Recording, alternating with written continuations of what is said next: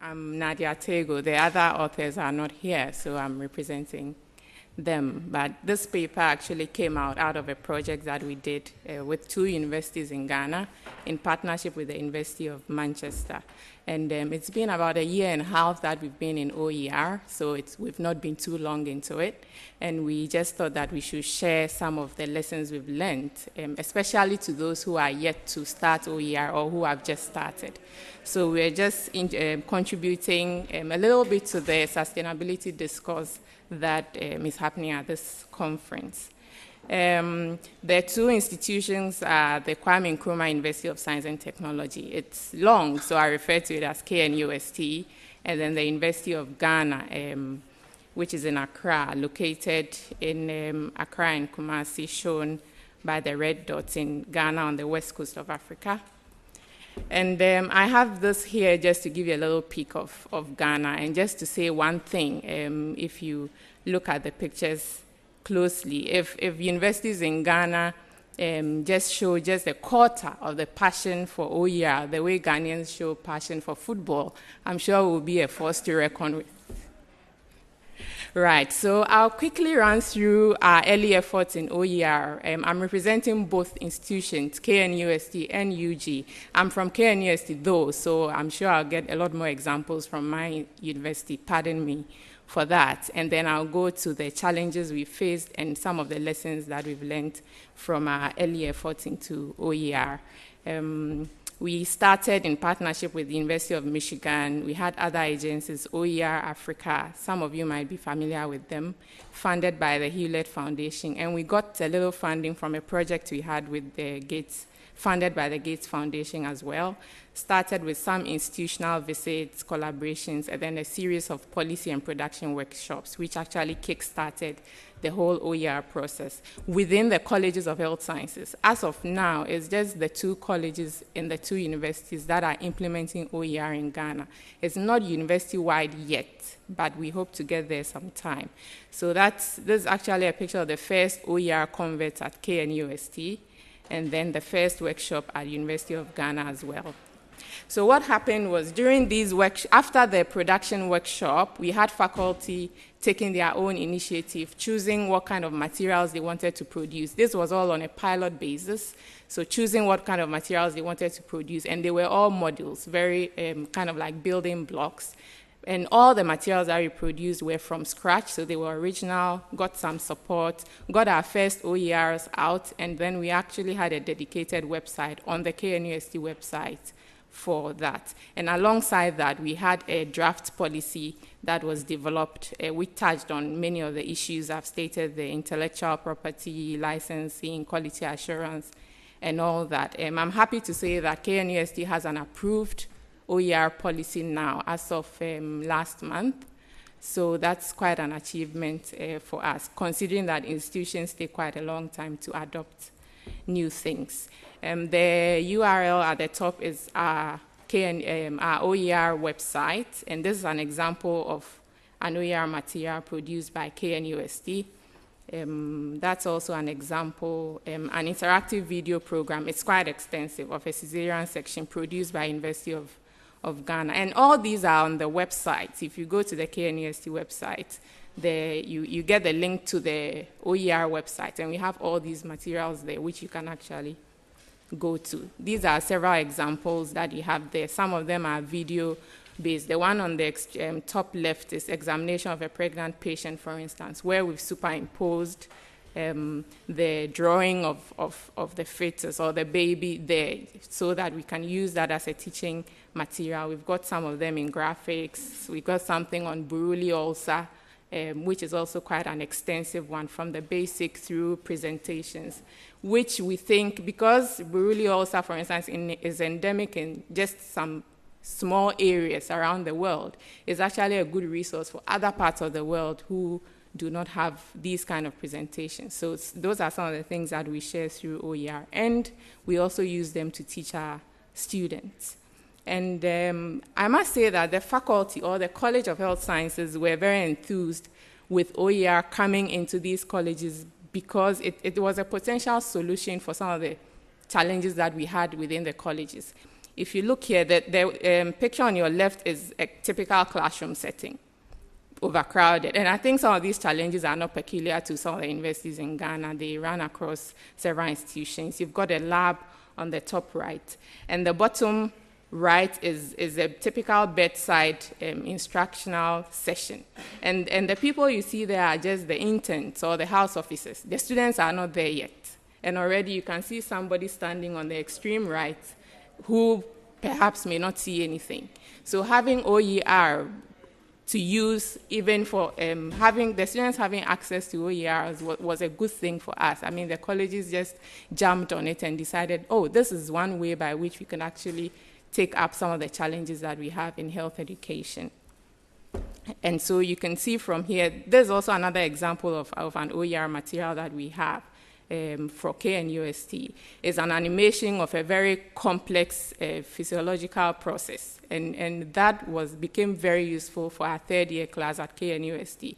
So you had improvement in understanding of some of these physiological processes, self-paced learning, and a host of other advantages. So there were quite good things. We had some perspectives from our faculty saying that because students were familiar with the content already, it improved the quality of contact time when they were in class. And considering the background that faculty-student ratio is also quite big. So that was a good thing for us. And students also thought, well, we can go over the lectures as often as we want to because we have access to it. Not only do they have access to it, they can actually download it from the intranet or internet in the university.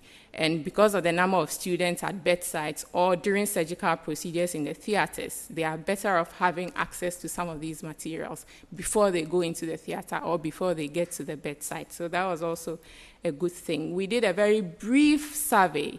This is not published, and it's just for 2 classes, so it's not extensive enough. But then we just wanted to find out how students viewed OER materials and how using it enhanced their learning. Because I must say that most of the institutions in Ghana, and even KNUST, the 2 institutions I'm talking about are the biggest institutions in Ghana, the biggest universities in Ghana. And we are not even used to e-learning or using digital resources extensively. So this is also a new thing, and we wanted to see how acceptable it was to the students. And we got quite good ratings. I won't dwell too much on that so I can get to the sustainability issues, but from a point scale of 0 to 4, one class had 3.5, the other had 3.6, and 100% of the students thought that it was more effective to have that in addition to the traditional methods of learning. So we had very good reviews, but then like all new endeavors, we had our challenges coming up. Only after a year, we had about 13 new OER materials on the website, and the students had access to it. Even before the policy got approved, we got administrative permission to open it up to the public. So they were accessible to both students and people outside from the university. So the first challenge was overcommitted faculty time, which I think was the biggest issue. In addition to all the other things they had to do, they had to provide the content, and most of the materials we were producing were from scratch. They were original materials, so it took quite a lot of time, and it began to show. It began to decrease the enthusiasm on the part of faculty to produce materials. And then also there was little use and reuse due to materials being distinct from coursework. Most of the effort was directed at production. I mean, it had its problems of its own. So they weren't even looking, well, we all weren't even looking beyond production to think about use. Maybe the authoring faculty would just introduce it to their students. It's like, oh, this is an extra resource you can use, and that was it. It wasn't part of the mainstream teaching and learning. So use, and even using other people, other authors' OERs outside of the university was not part of the teaching and learning process. So that was also a challenge we had to deal with. And of course, getting to the end of funded grants is a challenge that most of the OER projects have to deal with. Slow institutional adoption, which I think is not peculiar to KNUST, was also a challenge because it took quite a long time. I mean, the policy took about almost 2 years to get it to move through the various governing systems that it had to go through. So when these challenges came up, it brought out the question of sustainability. How are we going to sustain it, considering that it's just been a year? And I mean, the key, which I think is not new, most OER implementers have come up with, is the fact that we need institutional integration right from the beginning, not when we are getting to the end of the funded period. And so we decided, from our experience, looked at some of the focus areas that institutions needed to look at or focus on in order to get some sustainability, or in order to make sustainability easier for the institutions. These are the 6 areas we looked at. I'll take them one after the other. And so awareness creation was the first area, especially for our institutions. We were not used to some of these processes. The last presentation I was listening to, I was even surprised. I mean, University of Michigan had quite a big percentage of their faculty never heard of OER. And so, of course, in KNUST, it was even less so. So awareness creation at all levels, at the implementing unit level, for instance, the College of Health Sciences, which is the implementing unit within my institution, most of the faculty members had not heard that. And even if they heard it, they were a bit hesitant. I mean, this is something I've been using. Am I expected to share my materials online? I mean, that's a big issue to deal with. So we have creating awareness at that level, at the institutional level, and even at the national level, because eventually it will get to that level. Our institutions are government funded. And so once we are going to need resources for OER efforts, it should get to that level so that we can at least convince them that it's worth putting resources into. And getting a policy was a good communication tool, because if governing bodies needed to sit on these policies, we put it before them to approve it, it kind of educated them on what OER was about. If they didn't understand something, they could ask questions about it.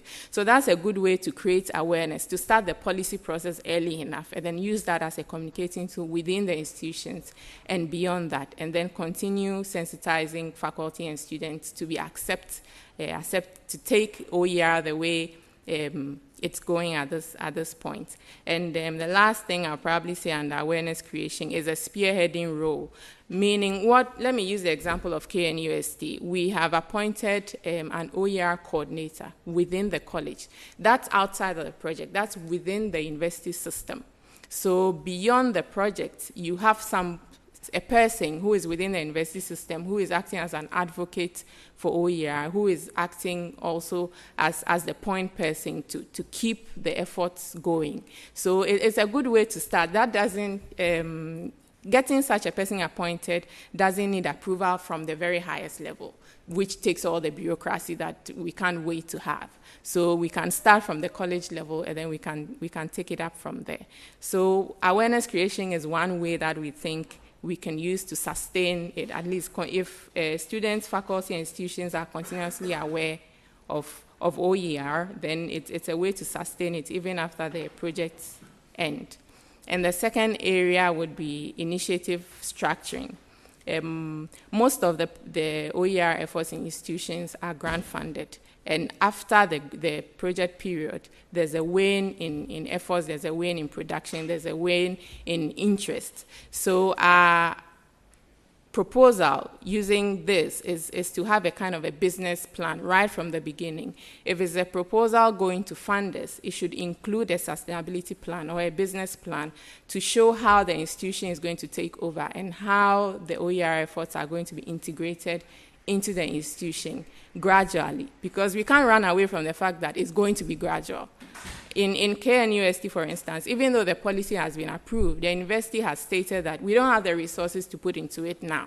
So it has to run on external grants. So it's definitely going to be gradual. So if it starts early enough, it's going to be easier for institutional takeover and integration. So that's the second area. And the third area that we can't run away from is funding. There are quite a number of funding models that some other authors like Downs, David Wiley, and co have brought up. And institutions can actually look through some of these funding models or even others to see which one best suits their institution to choose it. So I wouldn't go through that. The only thing I want to say on funding is that linking it, the benefits of OER to core institutional priorities is a way to sell OER to our institutions. And even beyond that, in Ghana, there's a shortage of health workers. So for the past 10 years, and considering the brain drain that took place a few years ago, for the past 5 or so years, there's been efforts to increase the number of health workers trained. So that is a national priority. And so if we can actually link the benefits of OER to meeting this national priority, is a way to sell OER to the powers that be, I mean, the ministries of education and health and finance, so they could actually put some resources. And we can do the same at the institutional level. The same way we actually approach funders. When we have a project in mind, funders have their priorities, and we align our projects to their priorities so that we get the funds. So we can use the same model to get funding from our institutions. And then the last but one is capacity development, training faculty on developing materials pedagogy. So if they have skills and they are more able to develop materials, then they'll be more acceptable to it. And then training of students, for instance. We have a Department of Communication Design in KNUST, and that department has actually revised or improved upon their curriculum since OER came into KNUST, so that the students have more skills to assist faculty, because they do the technical aspect of it, the design. Faculty just provide the content, and then some of the students help them to put the design in place. So those are some of the ways that we can build capacity. And then having a system in place to scale up productivity or production of OER materials, kind of like a conveyor belt system. How it's produced at the college level, maybe at the department level, there's a review, and then it goes to a certain stage. If we have such a system in place, we think it's going to help to push OER efforts forward. And troubleshooting with innovations. For instance, we have internet connectivity challenges in our university, and some of the innovations we came up with is that, okay, we're going to keep them on the local server. If you are within the university and you want to access it, you don't need internet connection, so we can save our bandwidth. We divide our videos into small bits so that it's easy to download, because with bigger ones, we know with our challenges with connectivity, it will be a problem. And then we have to find a way of integrating it into regular coursework, so that not only are we systemizing production, but we are systemizing use as well, and then involving students too. University of Michigan has done that very well, involving their students in producing OER materials. These pictures, in fact, the one on the right is a picture, the one on the left is an animation. They were actually produced by students. Last year, we had 4 students from the Department of Communication Design having their projects work in OER, partnering with faculty in our college to produce OER material. So that's another way to systemize it. And the last area that we wanted to look at is motivation and reward. With faculty, we realized that this is the best way to get them to even consider putting time into producing OER and even using OER. Release time for production and credit for published OER, particularly if it's peer-reviewed, similar to what they get for articles they put in peer-reviewed journals. Maybe not the same, maybe the same. I mean, each institution has to come up with their own system by which to do that. So in conclusion, I would just say that OER, at least for us, which is a low resource setting, has become a leapfrog technology for us. Something that would have taken us a long time to do if we were, for instance, to put infrastructure in place to be able to have space and resources for the large number of students that we have to deal with. Now, with OER, we can actually do that better without getting the same level of infrastructure in place. We can do our community-based training using OER and other e-learning techniques. And similar to what the mobile phone has done for countries like Ghana. I mean, you go to the remotest parts of Ghana and there are mobile phones there. It would have taken decades to get any form of telephone in those parts of Ghana. So OER has become such a technology for us. It's an opportunity to become globally recognized authors, especially in geographically specific knowledge areas. Unique content. And finally, it may soon become an expected standard for institutions of higher education. And so if we want to reach a certain level of excellence, I mean, the same way websites are today, it wasn't a requirement, but now you cannot even think about not having a website as a university. So it may get to that level. And so sustaining OER efforts and growing OER efforts is actually the way forward if we want to achieve a certain excellence. So those are the 6 areas we think if we focus on. There may be several other areas. I am learning new areas at this conference, but if we want to get to the level that we aspire to, then we could probably take a look at these areas and move the OER agenda forward. Thank you very much. And that's my email address. We don't have much time for questions, but maybe 1 or 2 if they are short. Were you successful? OER, the institutional government goals, right. You were going to try to sell like OER. Was that successful? We haven't done that yet. We have just gotten to the institutional level. I mean, the policy was the first tool that we used. And just last month, we got the policy approved. So from there, we intend to move on to the national level at least. If it works. If they buy, exactly. So that's how we hope to do it.